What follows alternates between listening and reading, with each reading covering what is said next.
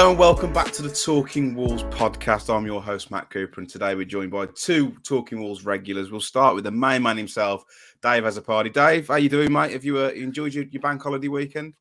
Yes, mate. Been very productive. I've had a couple of people that have listened to the podcast asking about the house, and that's what I was doing today after the funeral, of course, of the Queen. So, we're productive. We're rocking and rolling now, thankfully. But yeah, I've been keeping well, thank you. What's the completion date for moving in? 2024, 2025 or? Might be 2026 at this rate still, but no, it's getting closer. Fingers crossed. What's taking you so long? Just starting the build of it, mate. That's why. That's what I said last time. Same thing. Yeah. So bloody hell. I know. And of course, we're joined by Jord. Jord, how's it going, mate? Yeah, all good, mate. How are you? Yeah, I'm not too bad. It's we didn't do a podcast last week because A, there was nothing really to talk about, and B, obviously the sad passing of Her Majesty. It was we agreed not to really do one. And like I said, there's barely anything to talk about with the Liverpool game being cancelled, and I think Costa had signed in the week, but you know we can't really stretch an hour out of Diego Costa, especially when he's not even in the squad for the next game. But on today's podcast, we are going to be talking about Wolves' defeat at the hands of Man City at the weekend. We've got a bumper discussion around Bruno Lage. Should he stay? Should he go? The lads will be giving their thoughts on that, and of course your questions. But Dave, let's start with the City game at the weekend. For me, it was very similar to last season's fixture at Molineux. Just roll the red carpet out for them. Yeah, I was pretty disappointed with, especially how we started. I thought we reacted quite well after the red card, which we'll talk about. But it just started very, very badly. You would have hoped that we would have been up for it a little bit more. We had a little bit more time to prepare for the game. Obviously, City had only played a couple of days previous in the Champions League, so you would hope that our players are fresh and fit. But just poor, slow start. We can't be giving, obviously, the first goal, you can't be giving Kevin De Bruyne that much space and time on the right-hand side. And of all players, it's Jack Grealish to put the ball in the back of the net. But, yeah, very passive, very poor, very... it's just same old with Wolves, I think. You could, we could use the same words. It almost sounds like I'm repeating myself every week with some of these games at the minute, and even going forward, it just didn't look like we wanted to score goal. Didn't look ruthless at all. And I think you've hit the nail on the head there, mate. It's just a constant rinse and repeat of the same performances. It almost feels like the Southampton game papers over the cracks somewhat because they were poor and they had a couple of chances they could have won the game, but take that game away, the only win we've had all season, it does feel very samey. So you can understand the frustration and some of the rumours that have been going around the last couple of days about Bruno losing his job. But Jord, Dave raises a good point there about Kevin De Bruyne. You can see the goal within the first minute, and you allow Kevin De Bruyne space in those wide areas. And he's probably the best crosser in the league, isn't he, or at least one of the best. To allow him that kind of space on the ball within the first minute, it's criminal, isn't it? Yeah, it's not good, and we're probably playing the best team in the whole of Europe. I know they haven't won the Champions League or anything, but they probably are the best team in Europe. Let's not make a mistake about it. And it's a bit sloppy with Nunes giving the ball away in the middle of the pitch, and we've got too many players caught the wrong side of the ball, and Aitnery has a 2-on-1. And De Bruyne has just whipped in a quality ball. It's just screaming for someone to get on the end of, and you can't give teams like that a goal after whatever it was, 90 seconds or so. You're chasing the game already. It's a difficult afternoon, and starting the game 1-0 down within a minute and a half, 2 minutes is criminal. And it sort of led pretty much the agenda then for the rest of the game. Really, we know what the narrative was, and we watched it all unfold miserably in front of us. Yeah, and it's when you come up against teams like Man City, you need to be at your best. They need to have an off day, and you need a bit of luck. And we weren't at our best. They didn't have an off day, and we had no luck. So you can see why the score was 3-0. Dave, the second goal, which came I think midway through the first half, we got caught in transition. Who's at fault for the goal for you? Because I think Collins gets sucked in far too easily.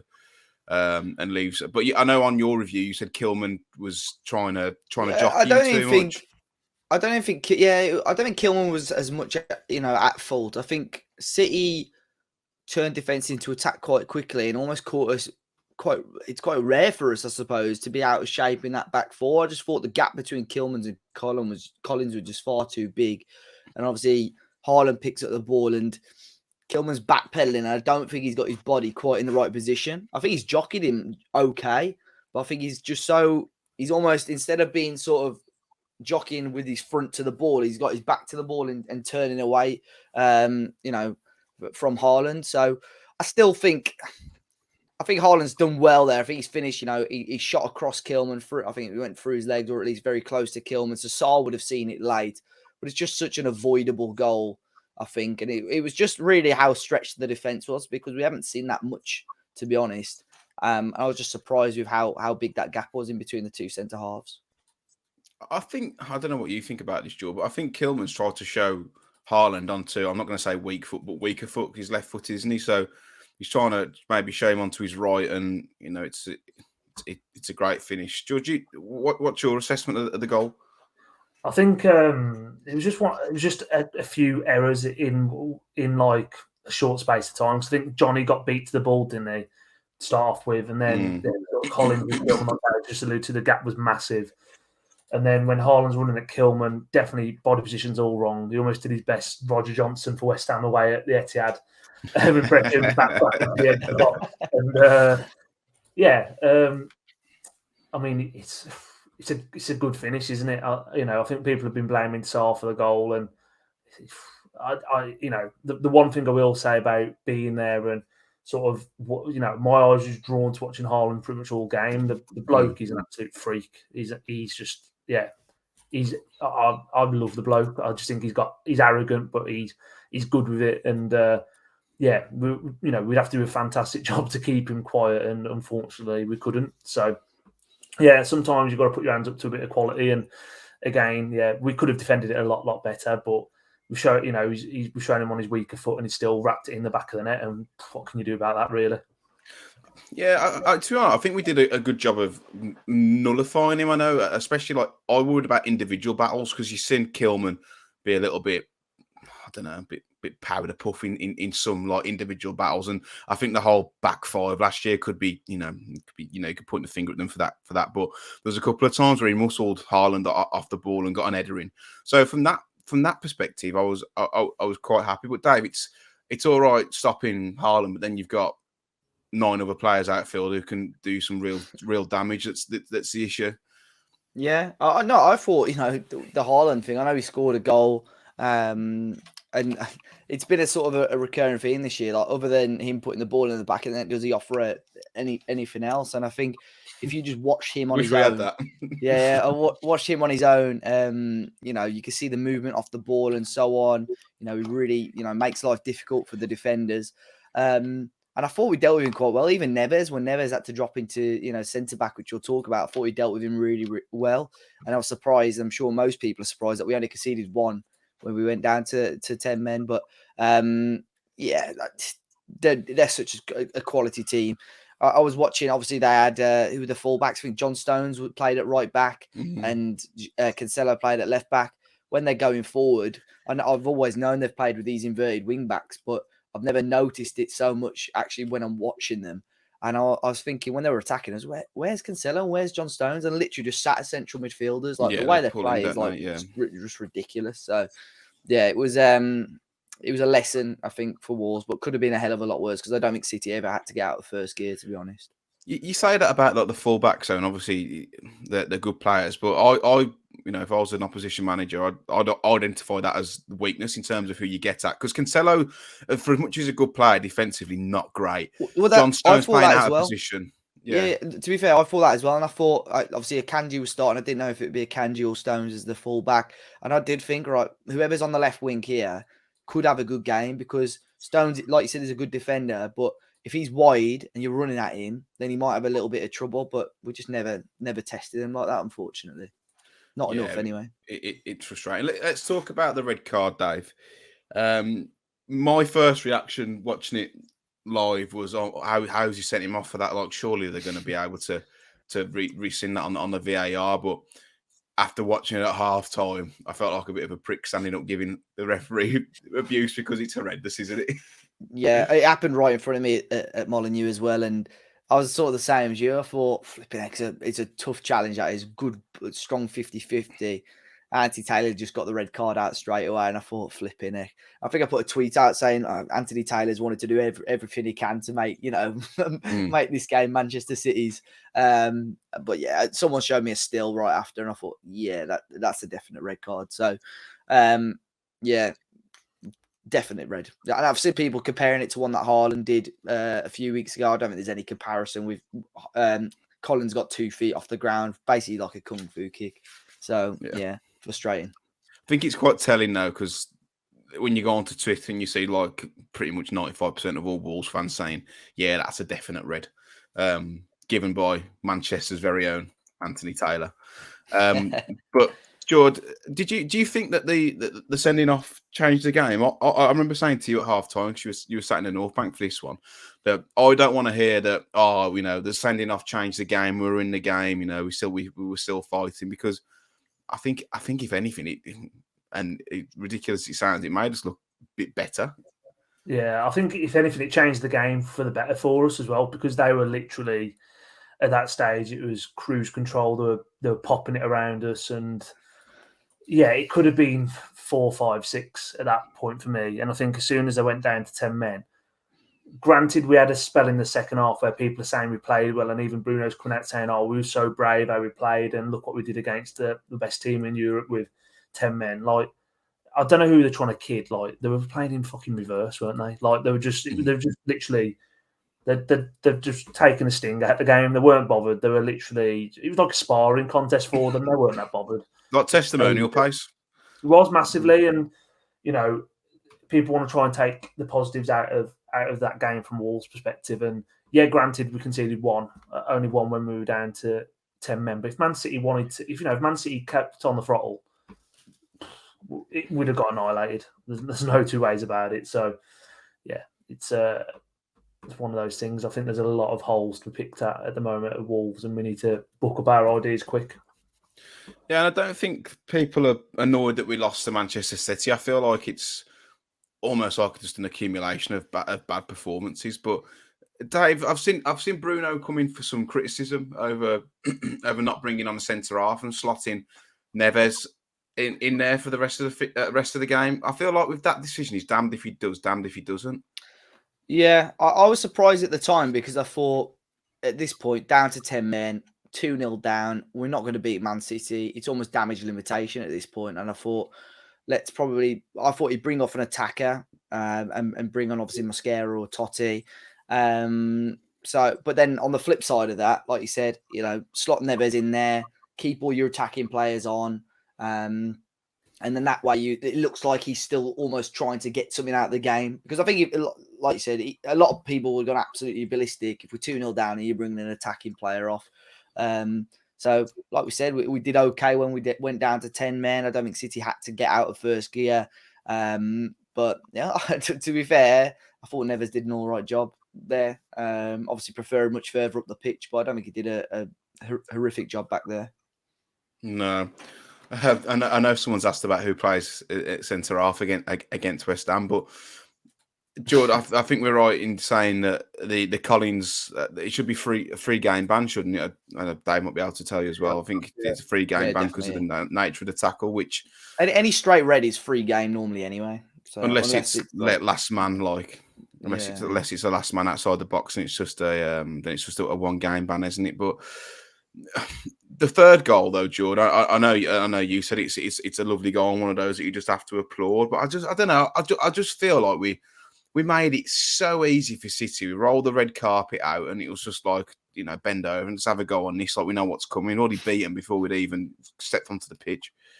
Yeah, well, like I said, the third, like I said on the fans rep, the third goal was just it was a well worked goal, wasn't it? And I think, yes, it's easy. Yes, we could have put a bit more pressure and applied more pressure on the ball. But again, Haaland, De Bruyne, the Foden flick, it's a good finish, and I think that So what you're saying there, the one thing that's really hurt me, that's come out on social media afterwards, is the Jose Sarr video. Sort of just pandering to Cade, having laughs and a joke and all that sort of stuff. And I don't want to sound like a fucking old man You or like bulky, but I don't want to sound like that. But you certainly look like one. It's that thing of when we first went up into the Premier League, that Man United quarter final at home and going toe to toe with these teams, there was no laughing and joking and all that sort of stuff. Like we genuinely, any team that rocked up and played Wolves in that spell under Nuno. This isn't me clamouring for Nuno back, by the way, but we had an identity. No one wanted to come here. People feared us and stuff. And the last Man City at home game was pathetic when KDB got 4. I just don't like seeing it. You can have a shake hands and be friends after the game, but you're walking out onto the pitch, be professional and just go out there wanting to win. Obviously none of us were in the ground, could see that pre-game, but it's just, for me, that's just, I don't know. I'm not saying that's why we lost the game, but it certainly wouldn't sit well with me as being the manager that my players are doing that and having a laugh and a joke pre-game. I think there's a time and place for it, and it wasn't 3 minutes to 3 walking out of the tunnel. Or 3 minutes. I was going to say, it definitely wasn't. 27 past 12. I mean, we probably don't even talk about it if they get a draw or a win. But it's one of those things. It's when you are losing games, you think what on earth is he doing? And I think this is probably the difference in mentality. So you've got Jose Sarr saying to Kevin De Bruyne, calm down. Let's not have a repeat of last time when you scored 4. And then you've got Kevin De Bruyne post-match talking about Grealish saying, with all due respect, if you lose a game at Aston Villa, it's not the end of the world. Whereas here, if you lose a game, it is the end of the world.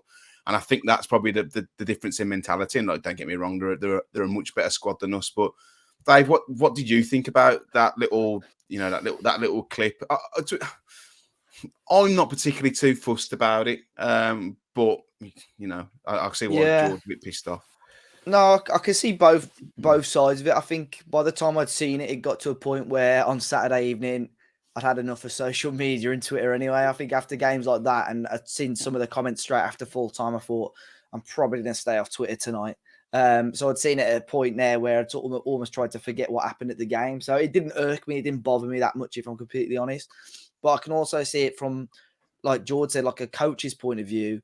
If I'm about to play a game, even my Sunday league team, if I see a couple of my lads joking around with some of the opposition before the game, I'll be like, what are you doing? Let's ignore them. Let's focus on what we're doing. So as a fan, looking at it now, it doesn't bother me that much. But I think, when you're on such a grotty run like we're on at the minute, you don't want to be doing that. You want to have full focus on the game. I suppose we're well past the days of, Roy Keane and whoever just barging down a tunnel and just walking out whenever they want. But it's one of them, and I'm afraid some of the questions that we have today, I'm probably going to sit on the fence for a lot of these anyway. Unfortunately, nah, you've got to put your bollocks on the line, mate.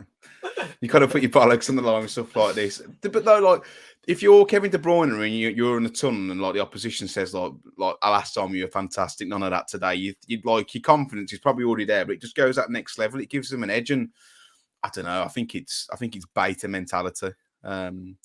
But before we move on to the one positive, Jord, I know we haven't got a recognised centre forward, but there's such a lack of synergy across that front three, isn't there? They look like they've never played with each other before. Neto looks like I don't know what they've done with him. Guedes is still trying to bed in, and I thought Podence did okay considering for most of the game we were lumping balls up to him against 6'4" Akanji. Yeah, there's just no synergy. I don't know what it is. I feel like, I don't know if it's system, tactics, the players themselves. It just isn't working for whatever reason. There's no sort of link-up play, really. They're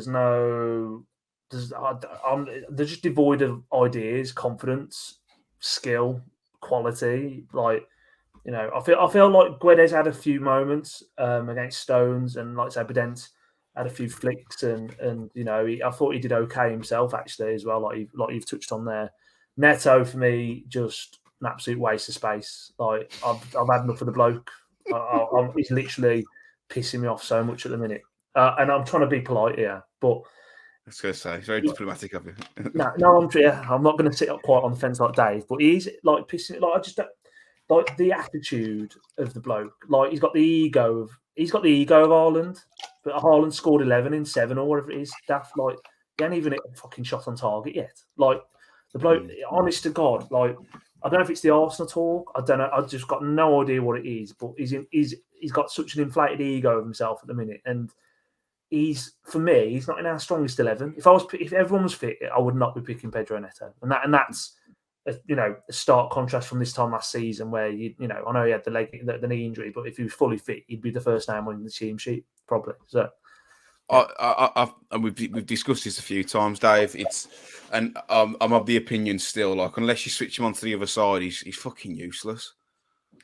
Yeah, I think that he's something that's probably holding him back a little bit. He's not on his strongest foot. But I do agree, with Jord, it's starting to get a little bit frustrating. I don't know what to say with Pedro Neto at the moment. Part of me just wants us to just shake everything up a little bit. I know we're still unsure on the situation on Adama Traore at the moment. Bruno said he was injured before the game, but then there were a lot of people thinking that, we've seen it the last few weeks where Bruno says something and it comes out a completely opposite thing within the next few days. So I don't know what's going on with Adama, but once Adama's fit, obviously we don't have the luxury of seeing what they're playing like and what they're doing in training, but let's shake it up. Let's even, put after the next couple of weeks, put Boubacar Traore in the midfield, free with Neves and Nunes. Let's bring Adama into the starting lineup. Things are not working for Bruno Lage at the moment, and he's got to change something soon.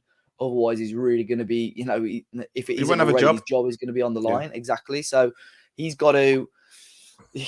One of Nuno's downfalls when he was manager was how stubborn he was. Bruno can't let the same thing happen to him. He's got to change things up. And as mad as it sounds, even if he reintroduces someone like Hwang into the lineup, Adama Traore into the lineup, Boubacar Traore, who I thought had a decent little spell towards the end of the game, he's got to change something up very, very soon. Yeah, I think Moutinho had a poor game as well. So Traore would be coming in for me at West Ham as long as, his understanding of what we're trying to do. He runs like Haaland, by the way, a bit. Boubacar Traore, like runs with his shoulders like that. He's a big boy. He's bigger than I thought he'd be, to be honest. The guy in front of me said, I'll bet you £10 he doesn't have 6 touches. He had a couple of decent runs, to be fair, so quid's in. Yeah. Yeah, but I say, like, as long as he understands what we're trying to do, but I don't even think Bruno understands what we're trying to do, so... It's a strange time. I would bring Hwang back in. I know that sounds ridiculous, but I would for Neto because Neto can't even retain the ball, whereas Hwang's not too bad at just keeping hold of the ball. But work rate with Hwang off the ball as well. To be fair, I think I think the only positive saying that 2 weeks ago. This is how shit it's got though, isn't it? It's just it's awful. It's awful. But I think the only positive for me was Nunes was the only shining light for us. I looked at that team and I thought the only player who's got a sniff of getting into that City team was him. I thought he was excellent for most of the game, Jord. Yeah, he was. Other than that, like I say, it made a misplaced pass which led to the first goal, but you can forgive him for that. Yeah, he was brilliant. Like I say, carrying the ball, breaking the lines. It's just you can just tell he's a class act. Like I don't know how we've got him. I'm not going to complain about it, but he wouldn't be anywhere near Wolverhampton if it wasn't for Mendes. Let's be honest. So we've got to be thankful we've got him, even if it is for 12 months. He's you can tell he's a real special talent. But again, like. With everything that's going on at the moment, the identity of the team, I still can't exactly tell you what sort of his role is in the team. Like, I don't know if he's just sort of in game, he just plays off like, just free rolling, just like, I'm just going to go here and playing off instinct. But yeah, I think we'll get onto the identity and the manager in a bit, I'm sure. Well, Pep has already said about Nunes being one of the best players in the world. I'm not sure if that's Pep going on one of those rambles that he does when teams bend over like we do and say, have a go. He always says, oh, what a fantastic team they are. But it was a different story, Dave, wasn't it, at the Etihad last season where we shut the shop and he had a moan about us. I know, yeah. I'm sure he made a negative comment about us. I can't remember what he said. But I don't know. Yeah. Well, he's bald, so... Just a quick mention before we do discuss Bruno Lage. So we had the Betmate pot at the weekend. It was a bumper pot, over £1,000 was won overall. And Dave and I finished the highest out of the Talking Wolves boys, but missed out by quite a bit. Jord, who's usually the one who is flying out the Talking Wolves boys, had a stinker. He finished bottom but one. Jord, what happened, mate? I thought you were on a roll.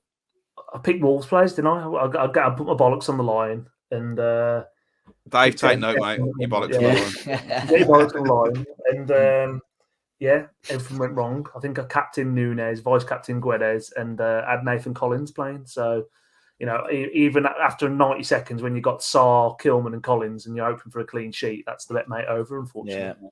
Yeah. So it's one of those things. It can happen, but it's all fun and games anyway. I suppose I take from your tactic is you almost like go all in on a particular team or something that you don't think is going to happen, because if it does by off chance, then you'll be straight at the top of the league. Yeah, that's how I play it, but it's more so the fact of it doesn't even have to be like picking like the weird result or the freak result. It's just if you fancy a team quite strongly, or you fancy I always think it's better to go, because you get 7 players, don't you, in the starting 7. Just pick the team you think are going to win, and if they win, and you've got those players on that team, you've naturally got a better chance of winning, rather than sort of mixing it about, because you only seem to get up there then if it's like score draws and stuff. So that's my tactic, and it's worked quite well, to be fair, in my very early days of playing. You've won quite a lot of money on there, haven't you? Yeah, I've come second 3 times, I think. That's the first for everything, but your missus is made up. I ain't getting involved, Matt. I told you the family listen to this. I ain't saying anything. My sincerest apologies. But yeah, Dave and I finished on the same point, but we're still, we did. We're still quite a way off. I captained Haaland. I think I did as well. I think most people probably did, and you know what? Fair enough. But I had too many. I think I had 3 Wolves players still in the starting lineup. I put Sarr in because I thought he'd get a good number of saves, which failed because City sort of, put their foot off the gas a little bit. Aït-Nouri, obviously, clean sheet gone. I think I had Guedes in there as well, I think. Because the City forward options are really limited on Betmate. It's just Haaland or Alvarez, isn't it? Yeah. So difficult one. There'll be no Betmate pots for Wolves over the weekend because, of course, we're not playing in the international period. However, there will be international game pots on the app, so make sure you check those out. And, of course, if you use the link in the description down below to sign up as a new customer, once you stake a cash bet, you'll receive £5 in free bets. And, of course, with all of that, please gamble aware. Right then, lads, let's get into this discussion. It's definitely a juicy one. We put a tweet out earlier about asking for questions for the podcast, and I'd probably say 90%, if not more, are all about when is Bruno going to go, what's happening with Bruno. We've seen a couple of social media rumours whirling around, mostly on Twitter, that Bruno has been sacked in his announcement tomorrow. Liam Keane from the Express and Star, who's the Wolves correspondent, as you all know, put a tweet out saying, despite social media rumours saying otherwise, I'm told Bruno Lage has not been sacked as of this evening. The head coach and staff are preparing to take training tomorrow as usual. He has clarified his tweets because he said he could have been worded better, and says Bruno Lage's position at Wolves is not under threat. Start with you, Dave, and I know you don't want to, put your bollocks on the line, but is it time for him to go? I think I'm in a camp with a decent number of people where I'm not bothered at this stage. I think I agree with some of you. I think on the fans react after the City game. I think you said, Jord, as well, possibly 2 or 3 more games, he's going to be under a lot of pressure. The West Ham game, I think, next is crucial for Bruno Lage, because although on paper, they're a good side, they're really struggling. They're as bad as us at the minute as well.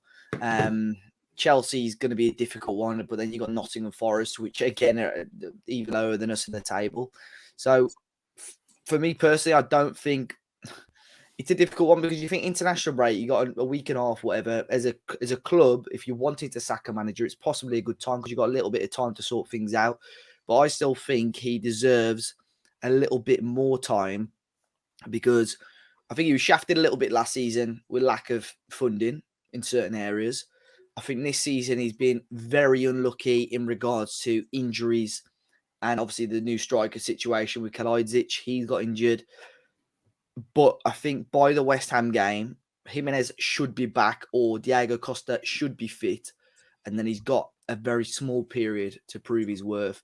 But like I said, at the moment, I'm somebody that wants to give him more time. But at the same time, it's getting to a point now where I'm with a lot of fans. We're spending a hell of a lot of money here, and we have done for the last 2 years, and we're seeing no results. We're seeing not entertaining football. We're not seeing the goals.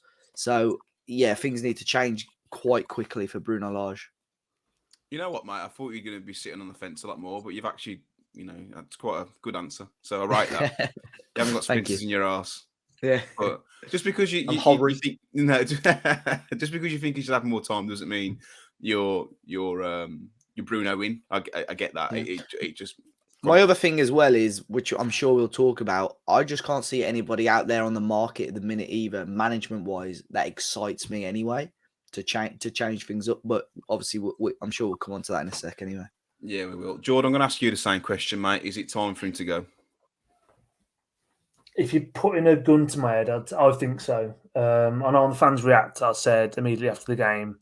It's difficult when the fans react, isn't it? Because you can be a bit hasty with decisions. Yeah, and I said I'd give him 3 more games. I do agree with a lot of what Dave's saying there about he has been unfortunate. Yeah, he hasn't been back last season. But I sort of, like I say, in our chat, I said I slept on it. I woke up and I've gone now, I want him gone. And there's reasons for that. And I think that sort of looking back at a few of the performances and just thinking about it, taking stock, like, if you look at the facts, like we've got 1 win in 14 games, taking into account last season as well in the Premier League. With the bottom of, for in the last 2 seasons of teams that are still in the Premier League for shots on target, goals, all that sort of bottom on every single metric, which is alarming. I just don't see an identity with this team. Like under Nuno, like Wolves were a very highly structured counter-attacking football team, and that was our identity, and we were good at it. Like, you look at other teams in the Premier League, even like, and I'm not going to take the top, the big 6 out of it. Leeds, high energy. We'll talk about persona here. Brighton under Potter, great footballing team. We haven't got any identity. Like, I don't think we press the ball well as a team. Don't think we counter very well as a team. Don't think we keep possession that good as a team. Don't think we dominate games very well. Like, I just can't tell you what we're trying to do. Like, we've got playing a 4-3-3 where the fullbacks don't get forward. The midfield 3 is almost like a bit of a slab, other than what I said about Nunes sort of playing on instinct a little bit. The front 3, whoever it is, just seem devoid of what they're doing, confidence, ideas, structure to the attacks. There's nothing there. And like, I do quite like Bruno as a bloke. I want him to do, and I've said it before, I want him to do well. I really do. However, I'm getting a bit sick now with the press conferences. He's starting to sound like a madman in an asylum, just talking garbage. And I haven't got any sort of, I don't know about you two, I haven't got any like affiliation to the bloke. I think he's a nice bloke, but I don't necessarily like him or dislike him. And like, no connection. We need that. There's no connection at all. And I feel like I do agree with what Dave said. Like, there's no standout candidates, and like, you're going to get lunatics online saying, "Oh, let's go for Pochettino or Tuchel." And that's what the Tuchel shout makes me. I've already had it already, and like one of my mates texted me saying, "Oh, do you reckon we could get Poch?" And I've said, "Look, I'll be honest with you. I think there's more chance of Maya Jammer setting up a free OnlyFans for everyone, like in the morning." I'm in. Get her in. Yeah, but I'm just saying, like, this is, like we're not in that market, are we? We're not in that pond. Like, let's be honest. Like, so.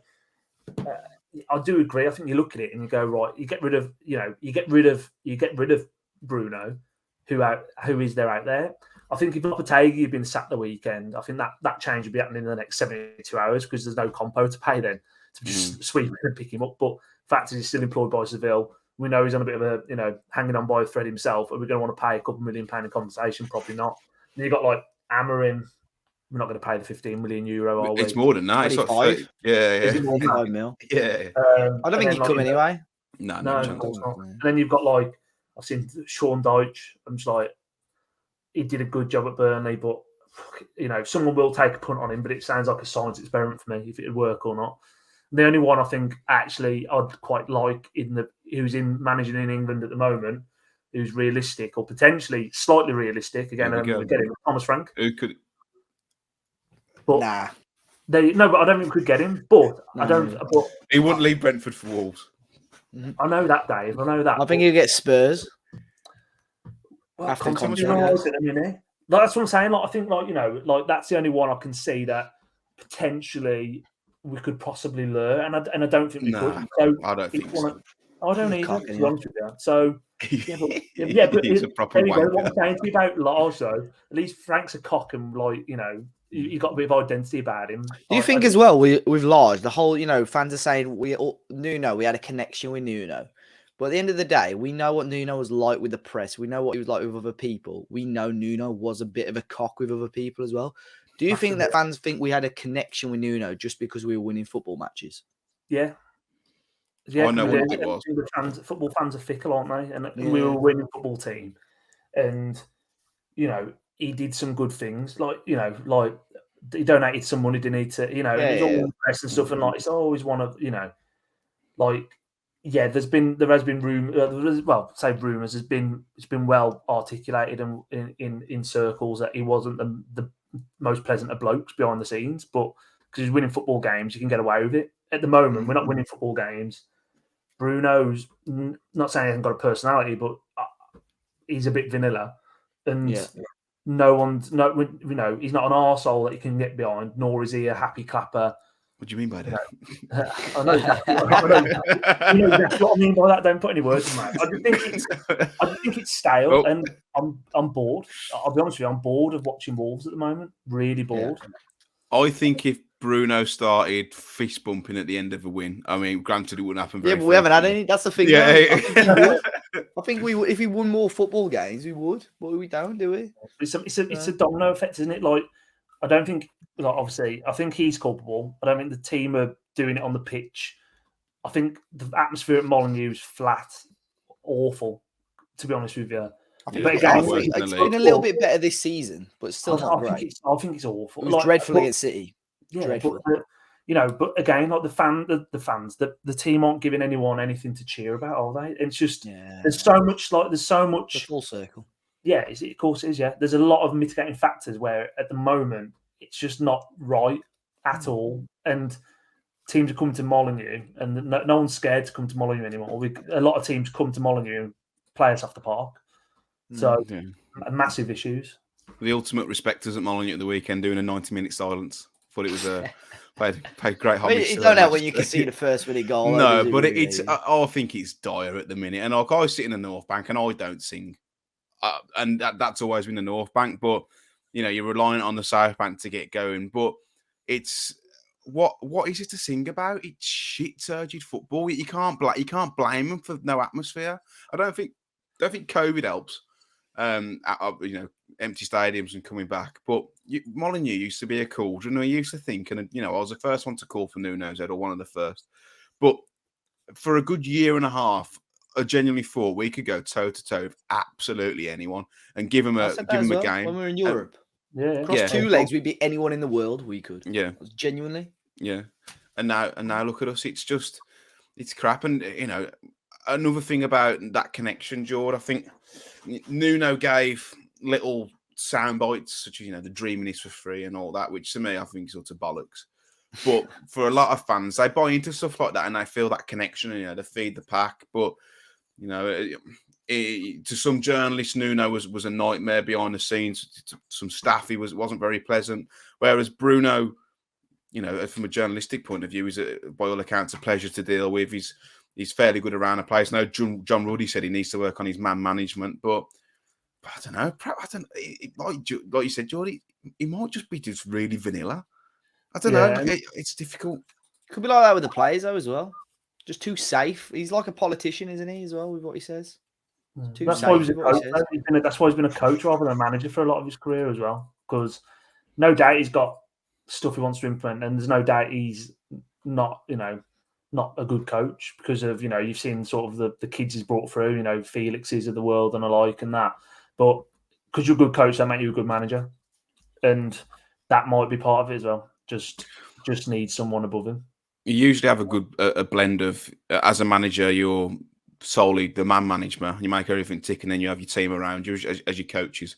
Whereas he's just been a coach. And like Rudy said to us, he's as a technician and tactical, he's one of the best he's ever worked. We said he's excellent. No stone is left unturned. But from a man management point of view, he needs to work on it. And I think you've got players of that caliber. The most important thing is that man management, because these players know how to play football. The some of the best players in the world, playing in the best league in the world.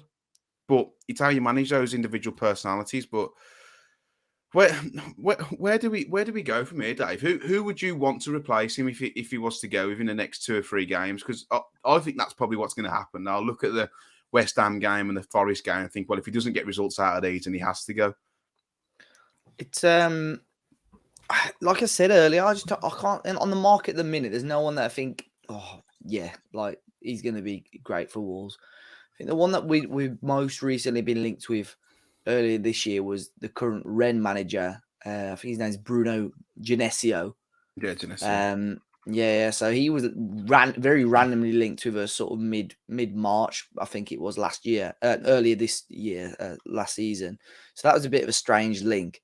And obviously we could keep all the Bruno chants as well because he's obviously got the same name. I think Lopetegui is an obvious one as well, but my concern with stuff like that is that he's currently not doing brilliantly with his own team. He's got the exact same problem. Can't score goals. Yeah. So like, do we want to bring in somebody who I'm paid? He's got a good CV, but do we want to bring someone in that's having the same issue at another team? And that was my thing with Brendan Rodgers as well. I think Brendan Rodgers is a good manager. I think he's been shafted a little bit by, money wise at Leicester, but he's struggling to get a tune out of this Leicester squad at the moment. Do you want another manager straight away that's at the minute probably not on the best of terms? So I just don't know. Like we said, Tuchel, Pochettino, you may as well, You got more chance of getting Bobby Robson and then pay. Yeah. Yeah. Did how long? Yeah. So I don't know. Sean Dyche doesn't fill me with a load of confidence. I know there's a couple of people that have said, he was held back a little bit with obviously the resources at Burnley and so on. But sometimes you need that sort of manager that a little bit like McCarthy. I'm sure Bruno Lage is a much better coach than McCarthy is, but McCarthy could get an extra 50% out of players sometimes. And that's at the minute in this sort of run that we're in. That's almost what we need. You say about like Rodgers though, like I really like Rodgers, but again, he's an excellent coach. As a man manager, I'm not quite sure if he's got the credentials to do it. It just we show good character. Good character. But like Sevilla have like won one in the last. Just looking at the last 6, they've only won 1 against Espanyol. It's. But then you look at Portuguese managers. Is that like that's the market that a lot of people think? Oh, Wolves Lopetegui's not a gesture client. No, he's just. I think he's just pally with whoever runs get a guest to because he pretty much signed on the dotted line with the Wolves job, wasn't he? Before Spain came calling or Madrid, Spain, yeah. Which you understand why he hasn't. Jord, would you be happy, say, if in the next 2 or 3 weeks both Lage lost his job and Lopetegui and he was made the Wolves gaffer? I would be, because I think that's sort of been plan A all along since Fosun took over. And I think, like I said, like a few minutes ago, I think if Lopetegui was sat by Seville, I don't think it matters, how Bruno's doing. He's paid, I think he's like the 18th out of 20th paid, isn't he, now in the Premier League? He's quite cheap. If you believe those, I probably don't think it's too far away, but they're the same kind of articles who tell us that Fabio Silva's on 140 grand a week. So yeah, exactly that. But yeah, take it with a pinch of salt. But for me, I think if Lopetegui was available, it doesn't matter. We could have won 3 or 4 on the bounce. I think Lage would be very close to going because I think Fosun would be waiting to pull the trigger. I do think Rodgers is an interesting one because I'm with you, Matt. I think Rodgers is he's a really good manager. Well, manager coach I want to say. I think he did. I think he's done a great job at Leicester on the whole. Obviously, Celtic we can say what you want about Celtic being a one-man league or one-team league when he was there for certain, when Rangers were coming back up the league.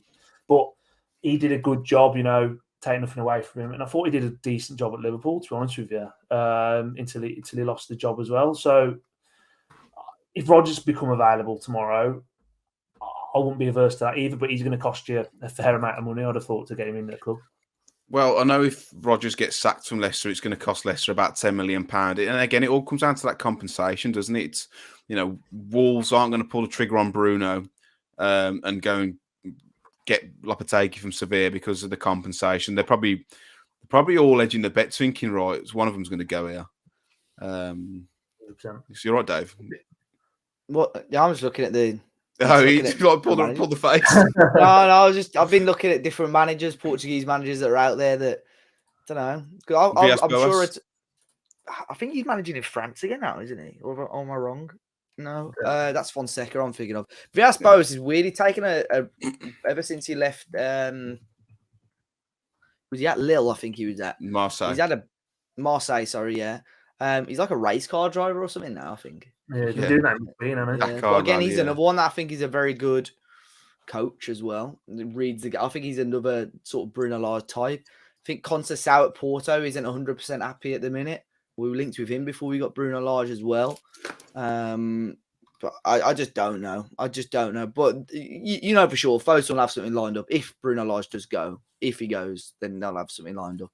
But the one thing, like we've been talking about it, I know sort of probably spent a little bit more time on this topic, but if Bruno got sacked tomorrow, no Premier League team would go anywhere near him. Like, you know what I mean? Who's saying, I want Bruno Lage? I don't think he'd get a gig at Soccer Aid.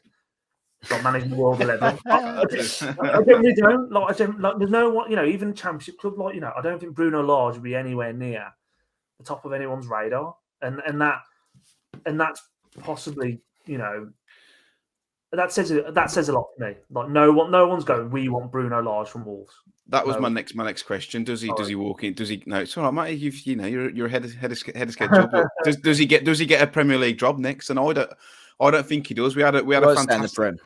Yeah, we had a fantastic January, and that's about it.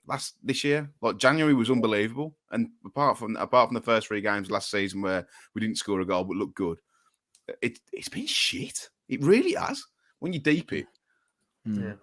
But looking at the odds from last time round when Nuno was sacked. So Bruno obviously was favourite, and then you had the likes of Fonseca, Conceição, Rafa, Frank Lampard, Lopetegui, Gerrard, Gattuso, Pedro Martins, and Dave's favourite, Roberto Martinez.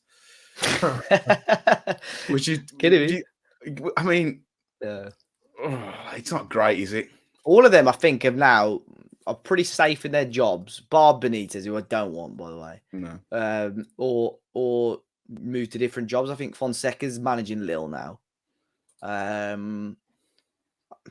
think you'll have to pay the money. I don't think there's anyone available out there that will realistically come to Wolves. You'll have to pay someone out, I think. There's the Bodo Glimt manager, is it Knudsen? He's always linked with, recently been linked with a load of Premier League jobs. I know that, obviously, quite sought after, but it feels like a Graham Potter kind of appointment, doesn't it? Like we'll take someone from Arsene nowhere. I don't think Wolves. Wolves will just stick to the Portuguese Jorge Mendes thing now. Yeah, it goes one way or the other. Those sort of appointments. You got Potter, then we've seen it firsthand with Solback and how it can go. Yeah, it's very true. Yeah. Zenga. I mean, the Zenga one was just daft anyway. But, it's just like my mate's out of work; he can do a job. Yeah. Yeah. But before we move on to the questions, they've spent an awful lot of money on the team, Dave.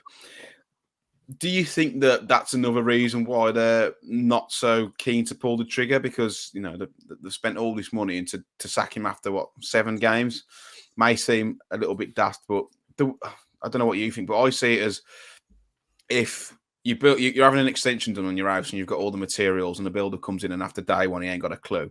Do you then, when you find a new builder... my situation. No, you're just fucking lazy. Do you then go and buy all new materials again? I think that squad there is good enough. The tools are there for a manager to come in and take us, to get us playing a lot better than we are now.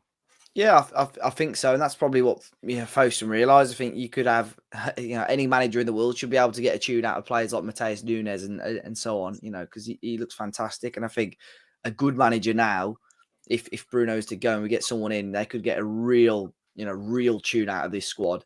I think on paper, again, I've said that a couple of times, but on paper, it's a top 8 squad.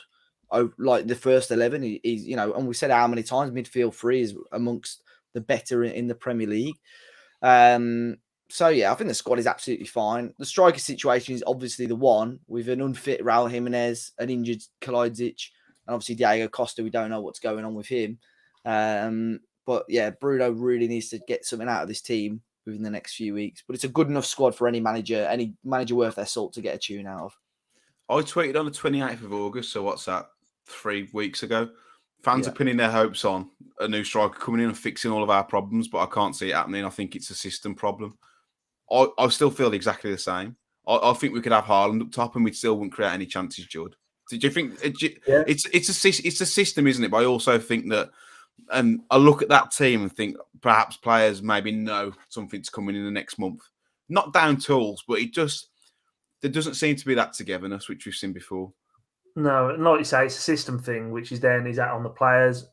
Like, is it on the tactics? Is it on the manager? I think everything stems back to Bruno. Like I do, and that's sort of why I don't want to be.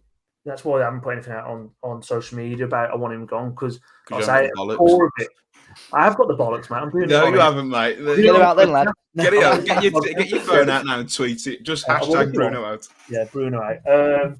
But no, like that's why I wanted to take a sort of step back and actually think about it. And I just think all the problems lead back to actually, well, the tactics aren't good enough. And who picks the team? It's the manager. So then the manager's not good enough. And yeah, granted, like under that, when we were winning games in that shit season in COVID, and it was turgid under Nuno his last season. We were winning games and sort of like individual moments of brilliance, like the Neto goal at Southampton. Yeah. I remember the Chelsea at home one. Yeah. But I'll be honest with you, we don't produce that much magic anymore. Like we can't even take a fucking corner anymore. Like and again, the short corners they're breaking me. There was one in the second half, wasn't there?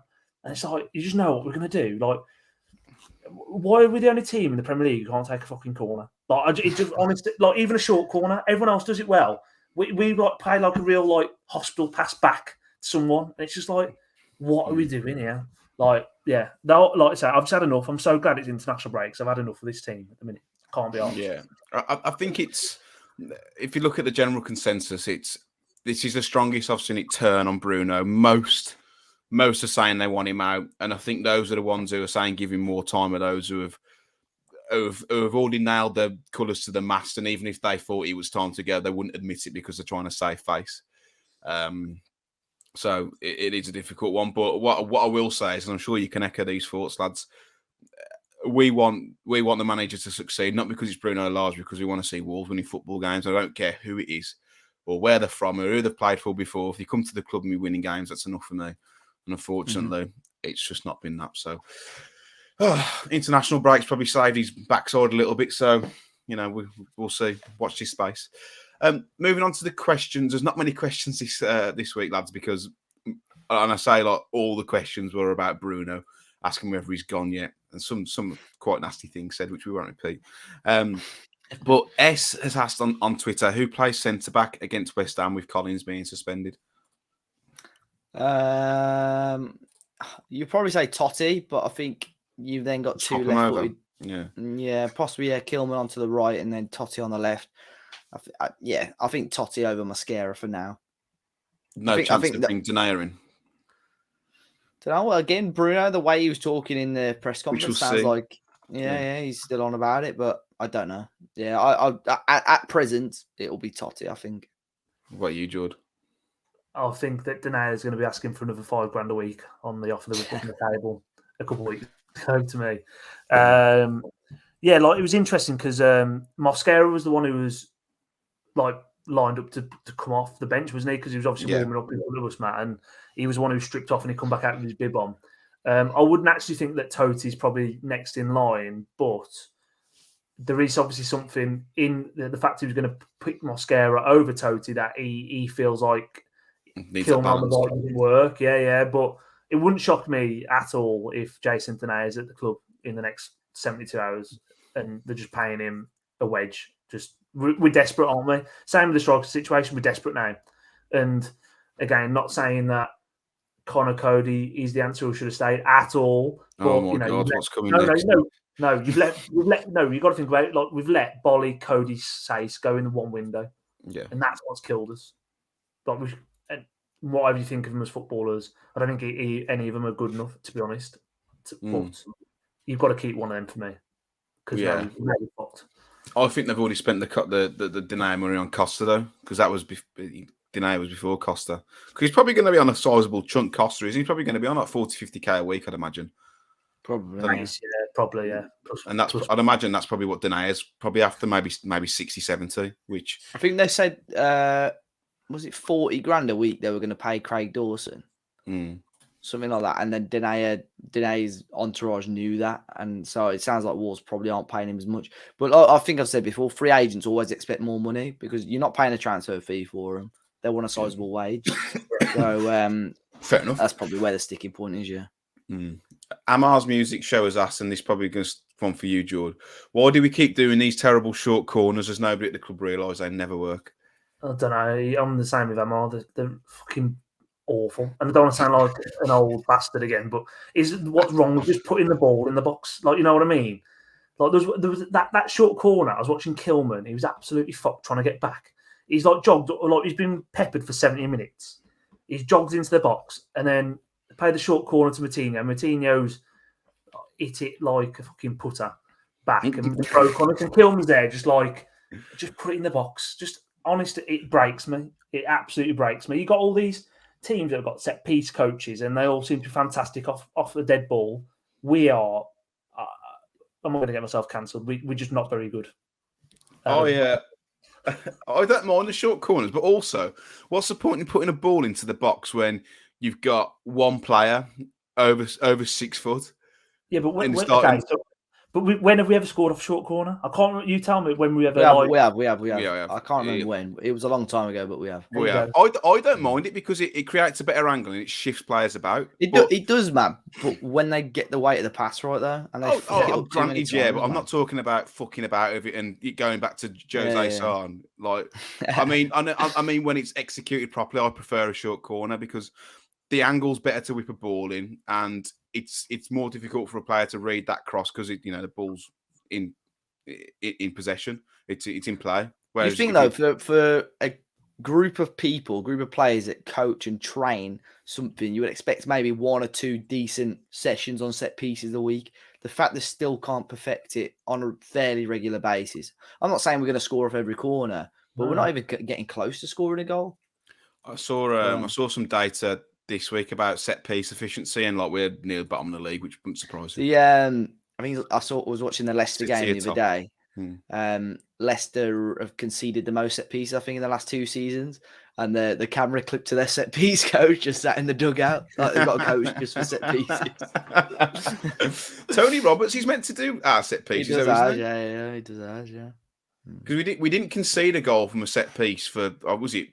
A long time. January, it was January from the start of the season. I think the Ivan Toney one, or at least direct from a set piece. But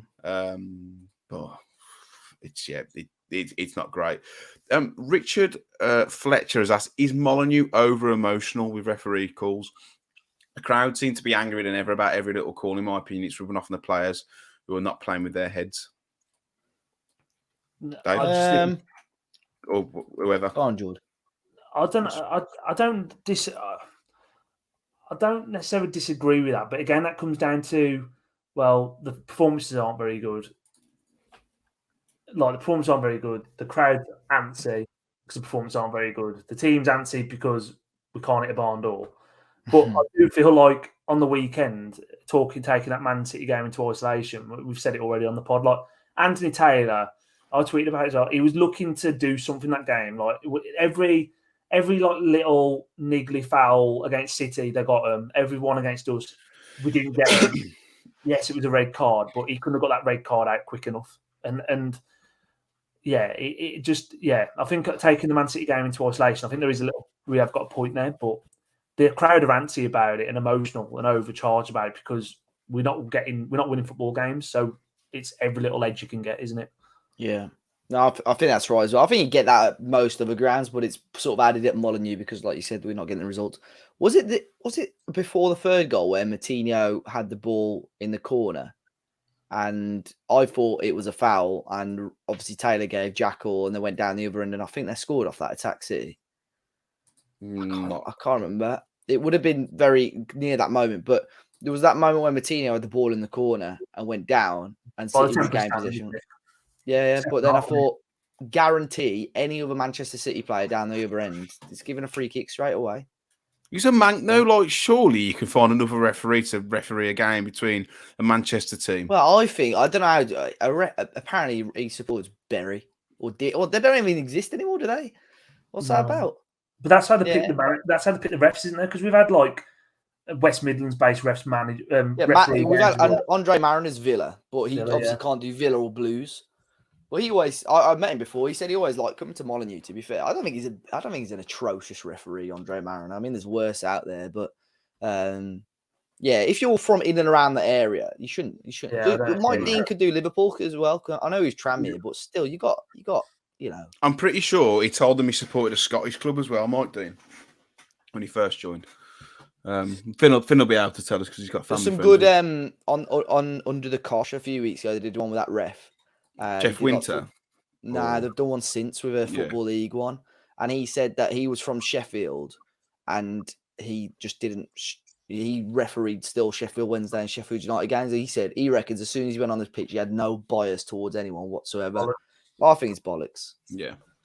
It's absolute bollocks. Not using that as an excuse, by the way. For no, but you shouldn't have a mank referee in a game between Manchester City or Manchester United. It's just... Surely they could have found someone else, but we still want to win the fucking game anyway, so it doesn't matter. Dean has asked, can we recall Campana from Miami? I don't think we can outside of a transfer. No, not now. His loan expires at the end of this year, as in December, because the MLS season will finish soon. He scored another 2 last night, by the way. Did he? I don't know if you saw. Well, they drew with DC United, and he scored twice, 2-2. But I think it was a bit of a madness because one of the DC United players used a racial slur. So Inter Miami were about to walk off the pitch, and Wayne Rooney, the DC United manager, just subbed the player off straight away. So obviously they carried on the game then. But Campana, its loan expires at the end of December. Miami do have an option to buy, which is pretty low. So with the amount of goals he scored, I'd be quite surprised if they don't take it up, to be fair. But if he stays at Wolves, then happy days. My shirt goes back up in value. As if you've got a signed Leandro Campana. I get this out every time. Yeah. What's the fee for Campana if he's to join? Is it about I'm £2 million? sure it's below £5 million. I'm sure it's like 2.5 million, 3 million, something like that. Yeah. It's not a lot, is it? Not a lot. No. But and the final question is from Mike, who's obviously been keeping an eye on the channel for quite some time. So thank you for your comments. I do enjoy this channel. Sometimes I wonder what preparation goes into everything. Will you be doing anything for the 5 years of Talking Wolves next year? Well, to be fair, Mike, I didn't even know it was 5 years next year, mate. So you know a lot. Yeah, February next year, I think. Yeah, Championship. The year we went up, we started it. Yeah, probably. I don't know. I've not thought that far ahead. To be fair, I don't know what I'm for breakfast. Never mind. Yeah. No, I asked someone asked me. He goes, "What are you up to next March?" I was like, "Mate, I don't know what's going on tomorrow, mate. So I can't tell you what's going on next March." We'll probably do something in regards to prep. Obviously, podcast wise, Matt sorts most of the prep out for that. He started doing these very nice itineraries now this season, which gives us a nice head up what we're talking about. Previews, obviously, write some. They make themselves sometimes. Always get opposition fans. If we've done it before with a team, then they're quite easy to get a hold of. This year or the last season. It's not always the case. Yeah, true. We're trying to do it a little bit more with Betmate partners. So it's mixing it up a little bit, finding some different people that we've spoken to, and reviews as well. If it's at home and I'm in the car, do it in the car, upload it on YouTube. Easy as that. And then get home and do all the fancy graphic stuff on there as well. So fans react as well. We get fans that are decent, can speak well, got decent camera and so on. Obviously, we're always looking for new fans as well. If anyone wants to get involved in that, drop us a DM on Twitter. I think a lot of people think that, I mean, even the podcast probably took like half an hour to put together an itinerary, but I think some people think like we spent hours like doing loads of research, but it's just... I think, to be fair, I think stuff behind the scenes goes unnoticed a lot, like editing. Itinerary, I mean, it's not a 2-minute job though, is it? Like, you still got to write it but up. you research things out throughout the week as well, like you'll make notes of stuff. Yeah. But like editing and stuff, like the podcast, it's pretty straightforward now, but it's still going to take me, or take us a good hour or so by the time it's edited to get it uploaded and stuff. And although people have watched a 50-minute, an hour podcast, I think that's it, but there's another 2 hours or whatever behind the scenes to make everything that goes with it. So same with like the written content as well. Like apart from the rumor stuff, I don't really write any of it, but I still have to sub-edit stuff that's contributing. And most of the time it's bang on. And it's maybe just a couple of stylistic things. But Jord also makes a cracking cup of tea. That's Jord's problem. And fuck knows what Finn does. He can't even turn up. So, but I don't know if we'll do anything for 5 years. It's nice to be ambitious. We're like, we might do a live show or something. But if we're being honest with ourselves, no one would turn up. Unless it was do a live show, but get sponsored, and we could just let people come for free. If we have to get people to pay for it, then that's probably or like a charity one where it's like you're paying as a raffle, or like the Express and Star did at Molineux. That was really successful, and maybe might be able to pull a few favours. We're getting other people on, but we shall see. Probably just have a quiet drink, if not celebrate. That's all for this week, though, lads. We said at the start, probably going to be like 40 minutes. There's not a lot to talk about. Nothing really happened, but here we are, a minute and an hour. Talking about bringing Nuno back. Whoa. Don't quote more. Get Wang back in, get Nuno back in. And Sean Dyche. Change people. Yeah, that's what we've taken from that. I don't actually mind Sean Dyche, by the way, but let's... who says no? Who says no? Sean. Yeah, probably. Dave, where can people find you? Should they wish to follow you? At Dave as a Party on Twitter and Instagram. Thank you. Private or public? Why is this a common question now every week? Because it changes every week, and I don't know why you do it. We're public, mate. Public. Jord, where can people find you? Should they wish? Jord was 7, Twitter and Instagram, and I am public on both as well. So there you go. Nice. Friends Reunited. Friends Reunited. The last podcast where I said the class of 76, we had a cracking meeting. So Ancestry.com. Ancestry.com. Oh boy, it's always the last 5 minutes. It falls to pieces. I am M Cooper Writes on Twitter and Instagram, but I'm on private on Instagram, but feel free to request a follow. And Matt Cooper Bites on YouTube and Twitter if you like mixed grills. We are at Talking Wolves across all of our socials. And if you are new here, don't forget to smash that subscribe button, like the video, and comment down below.